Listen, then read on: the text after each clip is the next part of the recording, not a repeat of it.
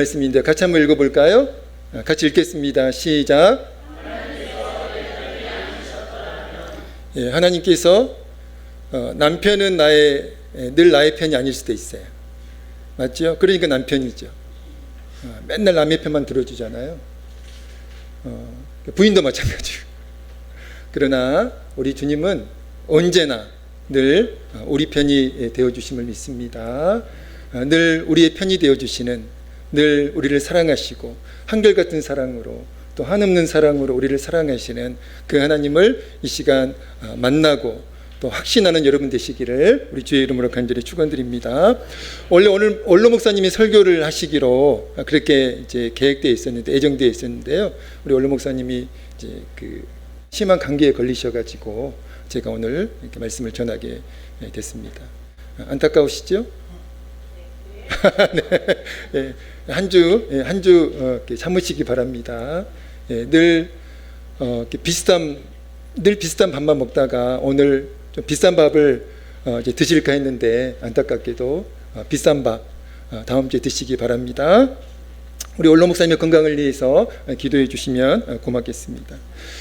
우리에게 너무나 익숙한 한 말씀이 있습니다. 그 말씀은요, 임마누엘이라고 하는 말씀이죠.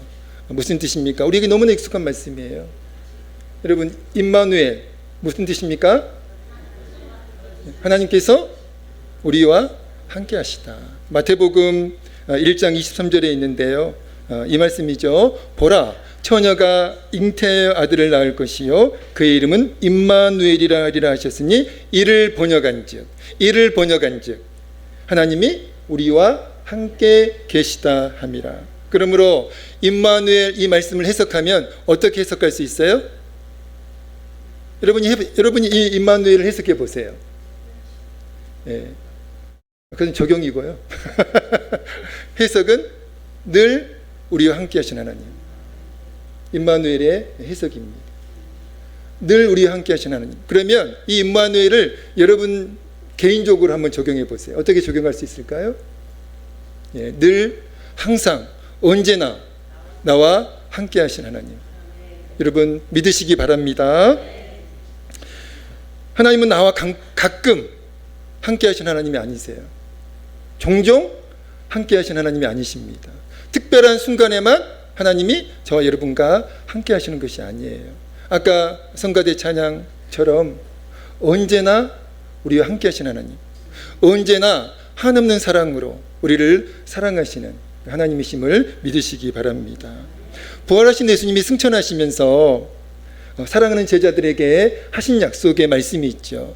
그 약속의 말씀이 바로 마태복음 28장 20절입니다. 내가 세상 끝날까지. 여러분, 예수님의 말씀은 곧 하나님의 말씀이잖아요. 그리고 사랑하는 제자들에게 하신 그 약속은 저와 여러분에게 하시는 동일한 약속이세요. 이 말씀입니다. 내가 세상 끝날까지 너희와 가끔 함께 있으리라. 맞나요? 내가 세상 끝날까지 너희와 특별한 순간에만 함께 할 것이다. 맞습니까? 한봉희 이사님? 아니죠. 그럼 어떻게 되어 있나요? 그렇죠. 믿으시나요? 근데 왜 항상 우리 지사님은 의심을 하시나요? 아니에요. 할렐루야. 그렇습니다. 내가 세상 끝날까지 너희와 가끔이 아닙니다. 종종도 아니에요. 특별한 순간도 아닙니다. 언제나 항상 함께 하시겠다라고 약속을 하셨고요. 그 약속은 오늘 저와 여러분에게 이미 주어져 있음을 믿으시기 바랍니다. 창세기 28장 10절에서 22절까지 말씀은요, 어떤 사건의 말씀인데 어떤 사건의 말씀일까요? 야곱이 이삭의 그 쌍둥이 그 두 아들이 있었잖아요. 누가 누굽니까? 누가 누구죠? 가인과 아벨 아니에요? 예. 누가 누굽니까? 에서와 야곱이잖아요. 에서가 이제 간발의 차이로 형이 됐고 간발의 차이로 야곱이 동생이 됐잖아요. 근데 이 동생 야곱이 좀 머리가 똑똑했습니다. 똑똑했다기보다는 잔머리를 많이 굴렸죠. 이 야곱이 이제 그 하나님의 축복을 장자만 받을 수 있는 그 장자권의 축복을 이제 받고 싶어가지고, 그러니까 축복에 대한 약속도, 그 축복에 대한 욕심도 많았던 것 같아요. 그래서 이 야곱이 마땅히 형 에서가 받아야 할 그 축복을 이제 속여가지고 아버지를 속이고 형을 속여가지고 그 장자의 축복을 이제 가로챘잖아요. 나중에 형 에서가 그 사실을 알고서 동생 야곱을 이제 해치려고 해코지 하려고 이제 그렇게 했잖아요. 그래서 그 형의 그 살기, 그 형 에서의 해코지를 피해가지고 가족을 떠나 고향을 떠나 외삼촌 라반이 살고 있던 그 하란으로 도망을 치게 됩니다. 그 도망가던 길에 이제 있었던 사건의 말씀이 창세기 28장 10절에서 22절 말씀인데요. 야곱이 그렇게 하란을 향해 가다가 저녁이 되었습니다. 그래서 잘 곳이 없어가지고 이제 돌베개를 베고 노숙을 하게 되었죠. 노숙을 하다가 환상을 야곱이 체험하게 됩니다. 환상 가운데 나타나신 그 하나님을 야곱이 만나게 되죠. 하나님께서 그 들판에서 길에서 돌베개를 자고 정말 처량하게 불쌍하게 노숙하고 있던 그 야곱에게 하나님이 나타나셔가지고 일종의 위로였던 거죠. 하나님이 야곱에게 나타나셔가지고 하신 약속이 창세기 28장 15절 말씀인데 이 말씀입니다. 내가 너와 함께 있어. 내가 너와 함께 있어. 내가 어디로 가든지 너를 지키며 너를 이끌어 이 땅으로 돌아오게 할지라 내가 내게 허락한 것을 다 이루기까지 너를 떠나지 아니하리라 하신지라. 아멘. 하나님께서 야곱에게 들판에서 돌베개를 자고 있던 처량하게 돌베개를 가족을 떠나서 고향을 떠나서 정말 이루 말할 수 없는 그런 그 외로움 또 그 안타까움을 가지고 자고 있던 그 야곱에게 하나님이 나타나셔가지고 하신 약속의 말씀입니다. 어떤 약속의 말씀이죠? 하나님께서 야곱과 항상 함께 하신다라고 하는 그 임마누엘의 약속의 말씀을 하나님이 환상 가운데 야곱에게 나타나셔가지고 하셨다라는 거예요. 야곱은 그 체험 후에 이런 고백을 합니다. 환상 가운데 나타나신 그 하나님을 만난 체험을 한 후에 그리고 하나님께서 자신에게 하신 그 약속의 말씀을 들은 후에 야곱은 어떤 고백을 해요? 그게 창세기 28장 16절인데 같이 읽겠습니다. 같이 읽습니다. 시작. 야곱이 잠이 깨어 이르되 여호와께서 과연 여기 계시거늘 내가 알지 못하였도다. 아멘. 여호와께서 하나님께서 과연 여기 계시거늘 내가 알지 못하였도다. 여러분, 야곱은 그 체험 이전에 어떤 심정이었어요? 어떤 마음이었습니까? 임마누엘의 하나님을 믿지 못했습니다. 정말 하나님께서 나와 함께 하시나? 아니 내가 하나님께 복을 받았는데 왜 내 인생이 이렇게 전개되는 거지? 형이 자기를 죽이려고 하고 물론 자기가 조금 잘못을 했지만 그러나 형이 자기를 죽이려고 하고 또 집을 떠나서 고향을 떠나서 부모 품을 떠나가지고 여러분 당시 야곱이 살고 있던 그 브엘세바에서 하란까지 거리는 800km입니다. 그 800km의 거리를 혼자 가야 되는 거예요. 여러분 그 상황에서 야곱은 하나님의 그 임마누엘의 은혜를 의심했다는 것이죠. 지금 도망자의 신세잖아요. 그래 정말 처량한 신세잖아요. 그런 자신을 바라보면서 하나님의 그 임마누엘을 야곱은 의심했다는 것입니다. 그러나 야곱은 그 체험을 통해서 어떤 사실을 확신하게 되었을까요? 아, 하나님께서 지금까지 항상 나와 함께하고 계셨구나. 왜 아멘을 안 하시죠? 하나님께서 항상 나와 함께 하셨구나. 그리고 앞으로도 하나님께서 항상 함께 하시는구나. 그 사실을 야곱이 확신하게 되었다는 것입니다. 지금까지 늘 은혜와 사랑으로 나와 함께 하시는 하나님, 그리고 앞으로도 그리고 영원토록 은혜와 사랑으로 나와 함께 하실 그 임마누엘의 하나님을 그 체험 이후에 확신하게 되었다는 것입니다. 따라서 하겠습니다. 지금까지 하나님이 나와 항상 함께 하셨습니다. 한 번 더 따라서 합니다. 앞으로도 하나님이 나와 항상 함께 하실 것입니다. 여러분 이 야곱의 고백이 여호와께서 과연 여기 계시거늘 내가 알지 못하였도다 그 고백인 거예요. 지금까지 하나님께서 나와 늘 함께 하셨구나. 나를 늘 지켜주셨구나. 자 그러면 앞으로도 하나님께서는 나와 함께 하시겠구나. 왜냐하면 하나님께서 약속해 주셨잖아요. 내가 너와 늘 함께 하겠다라고 약속하셨잖아요. 그러니까 그 약속의 말씀을 근거로 앞으로도 하나님이 나와 항상 함께 하시는구나, 나를 지켜주시겠구나, 그 사실을 믿음으로 확신하게 되었다는 것입니다. 시편, 오늘 본문 시편 124편은요 저자가 누굽니까? 저자가 다윗이에요. 다윗이 오늘 본문 1절과 2절에서 두 번이나 어떤 경우를 가정하고 있습니다. 어떤 경우를 가정하고 있는데 우리 1절 2절 다 같이 한번 읽어볼까요? 오늘 보면 1절 2절입니다. 읽겠습니다. 시작. 여호와께서 우리 편에 계시지 아니하셨더라면 우리가 어떻게 하였으랴. 사람들이 우리를 치러 일어날 때 여호와께서 우리 편에 계시지 아니하셨더라면. 여러분, 다윗이요 어떤 경우를 두 번이나 반복해가지고 가정하고 있어요. 그 경우가 어떤 경우죠? 하나님께서, 여호와께서 우리 편에 계시지 아니하셨더라면. 이 가정을 두 번이나 반복해서 하고 있다는 것이죠. 하나님께서 우리 편에 계시지 아니하셨더라면 우리가 어떻게 되었을까?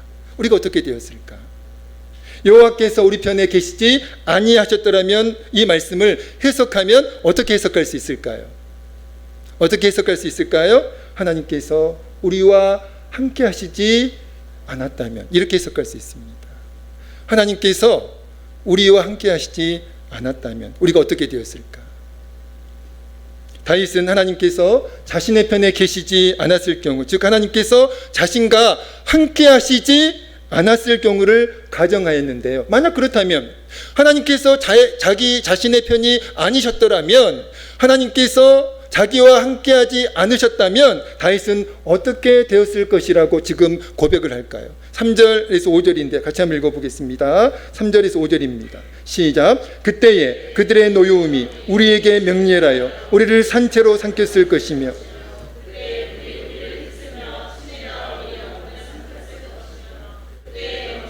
우리 영혼을 삼켰을 것이라 할 것이로다. 아멘. 여러분, 하나님께서 만약에 과거에 자신의 편이 아니하셨더라면, 그리고 하나님께서 과거에 자기와 함께하지 않으셨다면 자신은 어떻게 되었을까라고 지금 고백하고 있습니까? 다윗은 현재 이 세상에 존재하지 않았을 것이라고 하는 고백을 3절에서 5절에서 하고 있다는 거예요. 여러분, 다윗의 인생에는 우리가 다 알고 있는 사실과 같이 다윗의 인생에는 정말 수많은 위기의 순간들이 있었잖아요. 예를 들면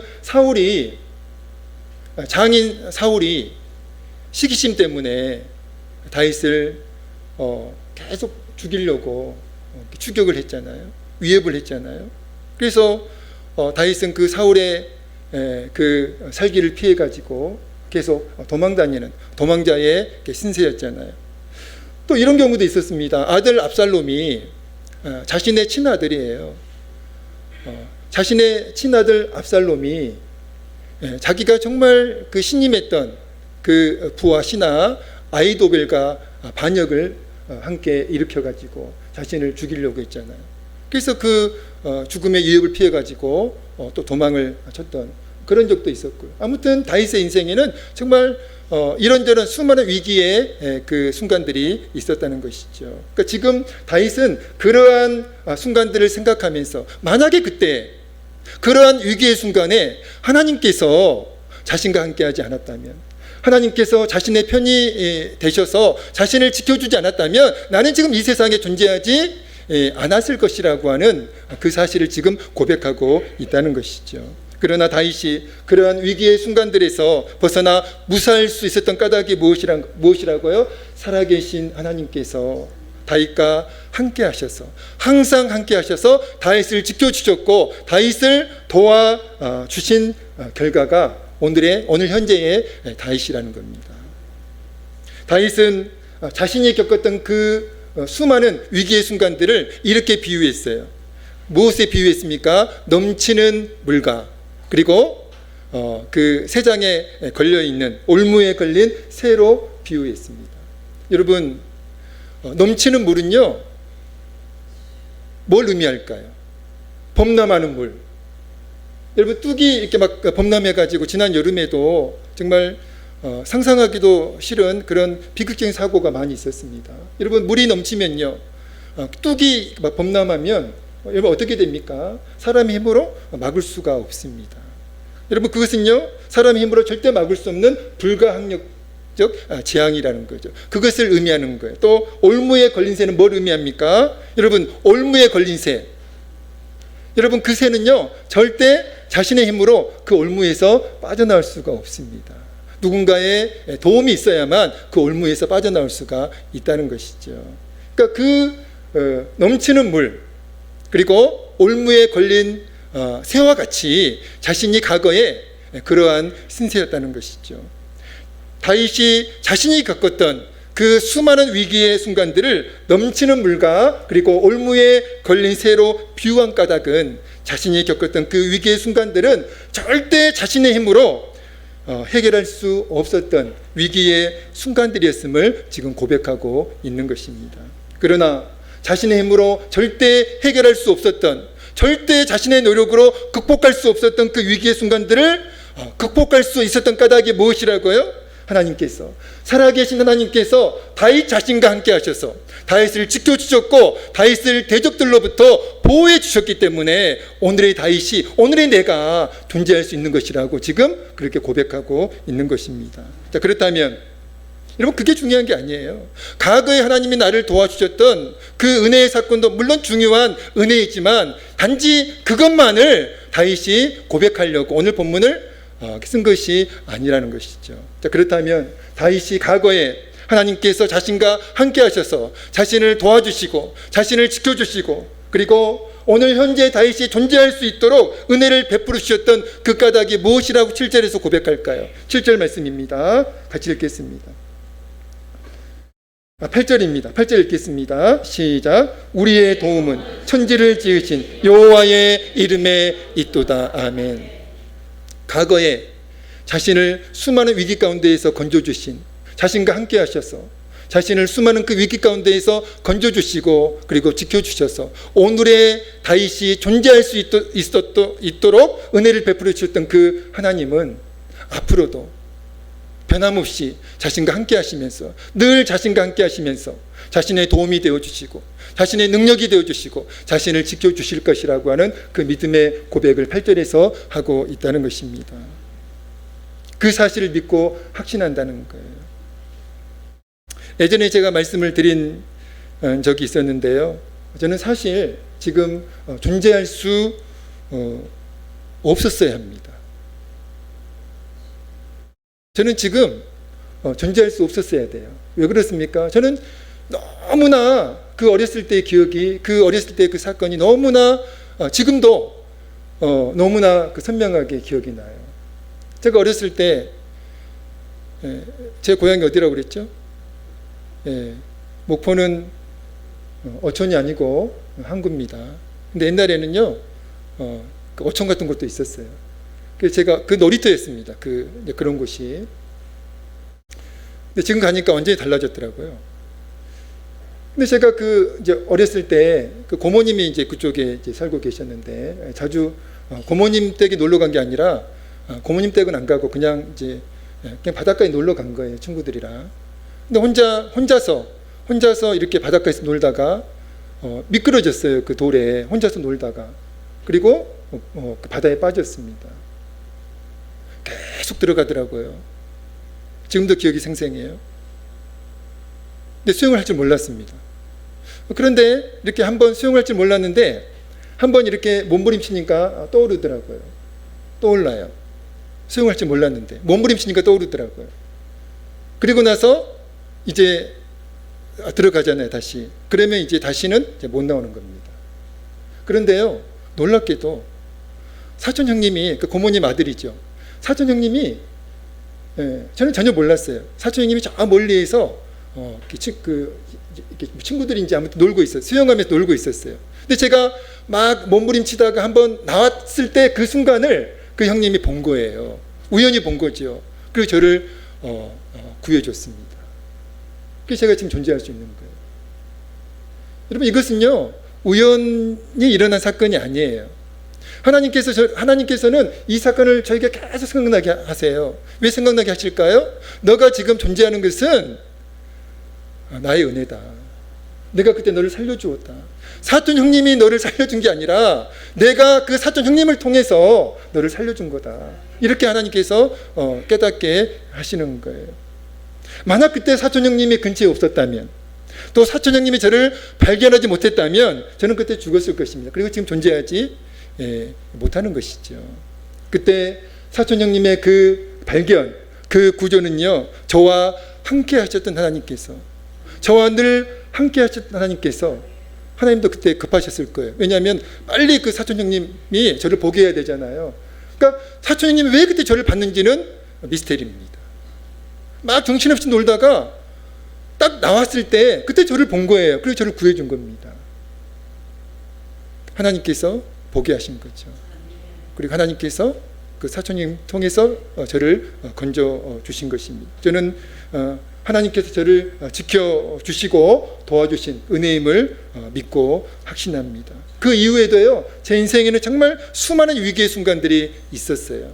그 수많은 위기의 순간들을 극복하고 오늘 제가 존재할 수 있는 까닭은 바로 하나님께서, 살아계신 하나님께서 언제나 저와 함께 하셔서 저를 도와주셨고 저를 지켜주셨기 때문에 오늘 제가 존재하는 줄로 믿습니다. 그리고 앞으로도 하나님께서 저와 함께 하셔서, 늘 저와 함께 하셔서, 과거에도 저와 함께 하시면서 저를 위기의 순간에서 지켜주신 그 하나님께서는 앞으로도 저와 함께 하시면서 야곱에게 내가 세상 끝날까지 너와 함께 할 것이다 라고 그렇게 약속하셨듯이 앞으로도 하나님께서는 저와 함께 하시면서, 늘 함께 하시면서 저를 도와주시고 저를 지켜주실 것을 믿고 확신합니다. 창세기 39장에서요, 요셉이 보디발의 집에서 형들에 팔려가지고 애굽의 그 노예 그 신세가 되었잖아요. 그래서 보디발의 집에 이제 팔려와가지고 이제 그 집에서 종으로 살고 있는데, 여러분, 요셉이 그 보디발의 집에서 노예 신분일 때에도, 그리고 그 보디발의 아내가 요셉을 유혹했는데 그 유혹에 넘어가지 않았죠. 그러니까 이 보디발의 아내가 요셉을 모함해가지고 정말 억울하게 감옥에 갇혔잖아요. 그 감옥에 갇혀가지고 제수의 신분일 때에도 여러분, 놀라운 사실은요, 하나님께서는 요셉과 함께 하셨다, 그렇게 말씀하고 있습니다. 여러분, 요셉이 애굽의 노예로 팔려가서 보디발의 집에서 정말 그 비참한 종의 신분으로 살 때에도요, 하나님은 요셉과 함께 하셨다라고 말씀하고 있고요. 그리고 억울하게 감옥에 갇혀가지고 그 제수의 신분으로 살아갈 때에도 여러분, 놀라운 사실, 하나님께서 그 요셉과, 그 제수였던 요셉과 함께 하셨다, 그렇게 말씀하고 있습니다. 그 하나님의 함께 하심의 결과로 요셉이 형통케 되었다고 그렇게 말씀하고 있잖아요. 그런데 여러분, 요셉의 입장에서 한번 생각해 보시죠. 요셉의 입장에서 창세기 39장 2절 말씀, 여호와께서 요셉과 함께 하심으로 그가 형통한 자가 되어 보디발의 집에서 종의 신분으로 살 때의 그 말씀입니다. 또 창세기 39장 23절, 요셉이 감옥에서 제수의 신분일 때의 말씀이에요. 여호와께서 요셉과 함께 하심이라, 여호와께서 그를 범사에 형통하게 하셨더라. 여러분, 요셉의 입장에서 창세기 이 39장 2절 23절 말씀을 해석하면 어떻게 해석이 가능할까요? 요셉의 입장에서, 만약 여러분이 요셉의 입장이라면, 여러분이 보디발의 집에서 노예로 살고 있고 또 억울하게 감옥에 갇혀가지고 제수의 신분으로 살고 있고, 그런데 하나님께서 함께 하셨다? 여러분, 이 말씀을 여러분은 어떻게 해석할 수 있겠어요? 재수없는 소리 하지 말라고 지금 생각하시나요? 여러분이 요셉의 입장이었다면 어떻게 해석할 수 있겠어요? 여러분, 요셉 입장에서 창세기 39장 2절 말씀, 그리고 창세기 39장 23절 말씀, 이렇게 해석할 수 있습니다. 요셉은 단 한순간도 보디발의 집에서 노예로 살 때에도, 억울하게 감옥에 갇혀가지고 제수의 신분으로 살 때에도 요셉은 단 한순간도 자신과 함께하지 않으신 적이 없는 하나님을 늘 바라보았다는 거예요. 늘 자신과 함께 하시는 그 하나님,